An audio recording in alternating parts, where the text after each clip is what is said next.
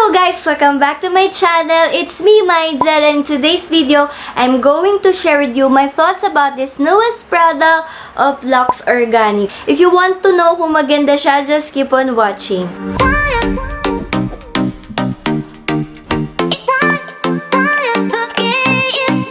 So recently, meron na naman bagong pasabog si Mami Clutz. So bukod dun sa kanyang Vice Cosmetics x Clutz na collaboration, nagkaroon ulit siya ng bagong produkto sa Luxe Organix. So I think yung Luxe Organix ay isa sa mga pinagkakatiwalaan niya when it comes to mga skincares and other products, and also affordable siya. Bukod sa kanyang beauty mist ay naglabas ulit sila ng bagong produkto, which is itong oil-absorbing blotting paper. Knowing Mami Clutz, ang isa sa hindi mawawala sa kanyang makeup bag is itong mga blotting paper. Sobrang hilig niya dito kasi meron kasi siyang oily skin. Imbes na mag-retouch siya ng powder kapag nag-oily na yung face niya, nagbablot lang siya. Iwas rin kasi ito sa mga acnes if ever you have acne prone skin. So naglabas kasi siya ng dalawang variant, which is yung kanyang green tea and also yung charcoal. So ganito ang itsura ng kanyang packaging, guys. Siguro magtataka kayo bakit ang laki ng packaging niya.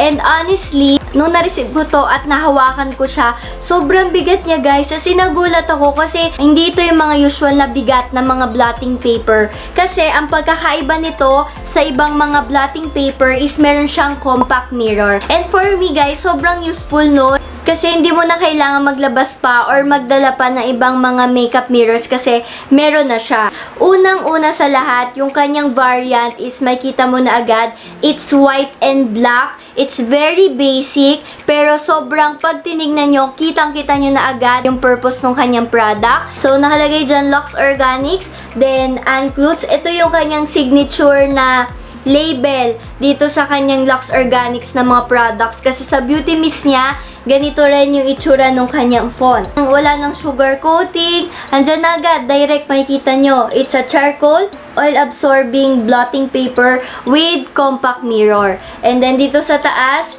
meron siyang 50 sheets plus 20 na free. Dito naman sa kabila, yung kanyang green tea variant, akala ko gagawin niyang parang green yung packaging niya, pero nagkamali ako kasi ni-aim nila yung parang basic design, which is yung black and white. So, ayan siya, Luxe Organix Clutz green tea oil-absorbing blotting paper with compact mirror.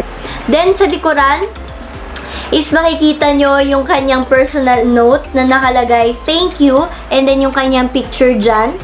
Nandito yung kanyang manufacturing date and expiration date. Grabe no, yung blotting paper pala, meron pala silang mga expiration date. Medyo mahirap siyang kunin sa box.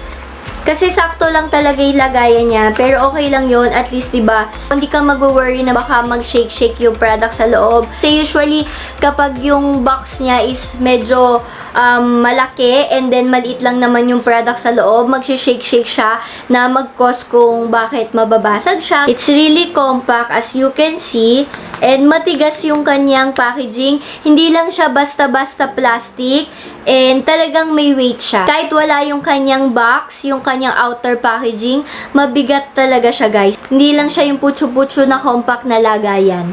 As in, alam mo, meron siyang value. Dito sa likodan, wala nang kahit ano man na nakalagay. Pag tingin mo sa loob, ayan, nabuksan ko na, guys. Meron siyang parang manipis na film dyan na tatanggalin nyo para mas mag-view nyo siya na ganyan. Ito yung kanyang parang stopper.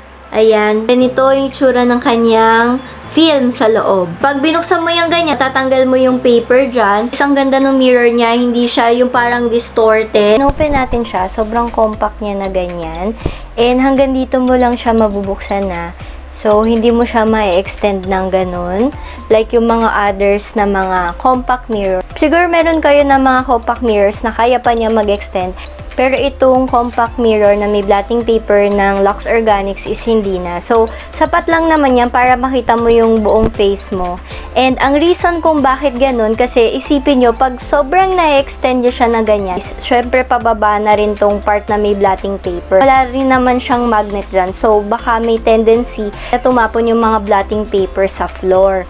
ano lang siya, madali lang naman siyang buksan na ganyan. And hindi siya yung nakaipit kasi pag nakaipit siya dyan, sobrang higpit niya, mahirap naman siyang hatakin, di ba? So, ito, pwede mo itaas na ganyan, tapos kunin mo lang dito yung blotting paper, or kahit hilahin nyo lang siyang ganyan. Pinakang blotting paper niya guys, matibay siya. Sa mga combination skin, pwede na yung isang blotting paper. Pero kung talagang oily face ka, siguro mga dalawang blotting paper pwede na yun throughout the day. Depende na lang kasi yun kung gaano kadami mag-release ng oil yung face nyo. Tama lang yung laki niya para sa face mo. Yan o, pwede mo, if ever oily yung cheeks mo, yan, lagay mo na siya dyan. Ako kasi yung oily lang sa akin itong bandang ilong. By the way guys, I have combination skin. Ang nag-oil up lang sa akin is itong forehead, ilong, and itong baba. Ang napansin ko sa kanya guys ha, kahit binlat ko na yung face ko, hindi ko nakikita yung pagiging visible ng aking pores. Kasi, meron ako mga nagamit na mga oil blotting paper na usually meron siyang powder.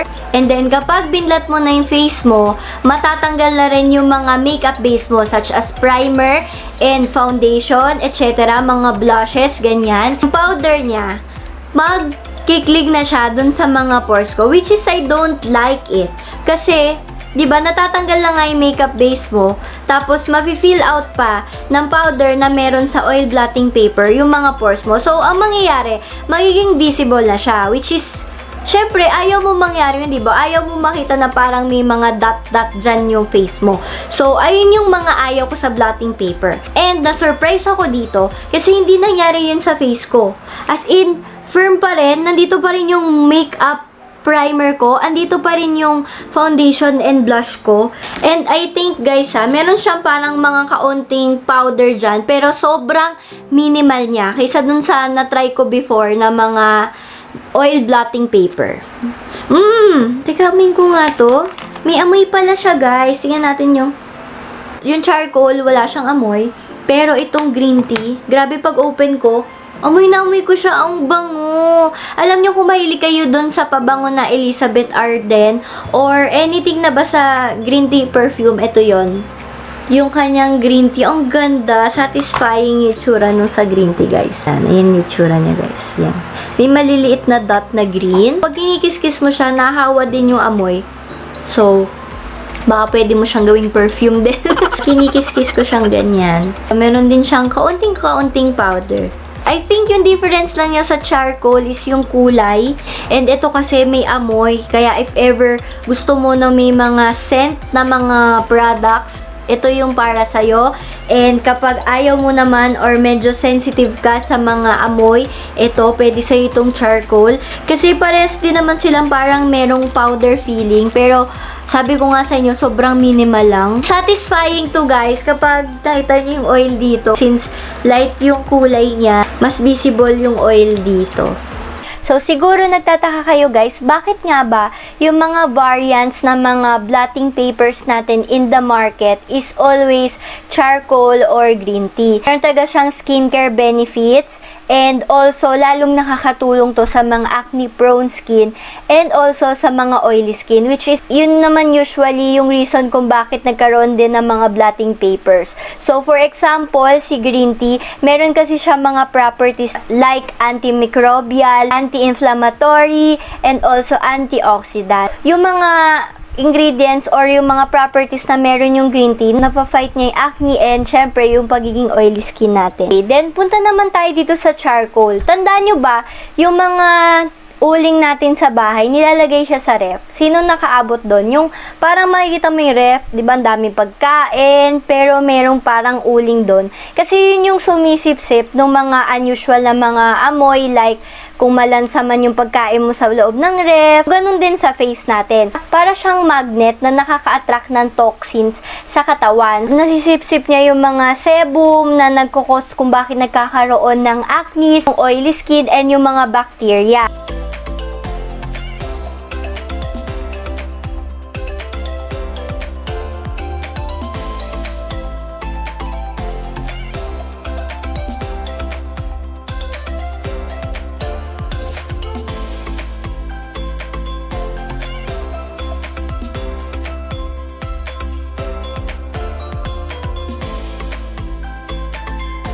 Ang price ito is 149 pesos. Kung iisipin nyo, di ba parang ang mahal niya. Pero guys, kasi may kasama na rin siyang compact mirror. Yung mga oil blotting papers, usually, mura nga sila, pero wala pa silang compact mirror dyan sa loob. And makakrample siya kasi malambot lang naman yung packaging niya. Unlike dito, na matigas siya. If ever maubos na to guys, huwag kayong mag-alala kasi hindi mo na kailangang bumili ng panibago oil blotting paper with compact mirror kasi meron na siyang refill. So, ang price nun is 65 pesos lang. So, if ever naman na on a budget ka, pwede mo rin naman bilhin yun lang refill na 65 pesos. Overall, nagustuhan ko siya kahit hindi naman ako gaano nag-oily. Pero kasi sobrang makakatulong to sa akin. Actually, hindi na rin ako nagpa-powder kasi medyo hassle din magdala ng powder or ng pressed powder. And usually nga, nagkakaroon kasi ako ng pimples kapag yun yung ginagamit ko. For me, heavy ito guys. I will super recommend this. And nabibili to sa Watsons online, sa Lazada, sa Shopee. And also guys, meron na rin to sa mga Watsons branches. Alam niyo naman na mahal ko si Mami Ann, pero honest review pa rin tayo. And so far, wala naman akong product na hindi ko pa nagugustuhan sa kanya. So, kudos kay Mami Ann Clutz and sa Luxe Organix. Thank you so much for watching. And sana may natutunan kayo. Don't forget to subscribe and click the notification bell para updated kayo sa mga bago kong videos. Always remember, don't worry, be happy, stay gorgeous. Annyeong, peace, yo!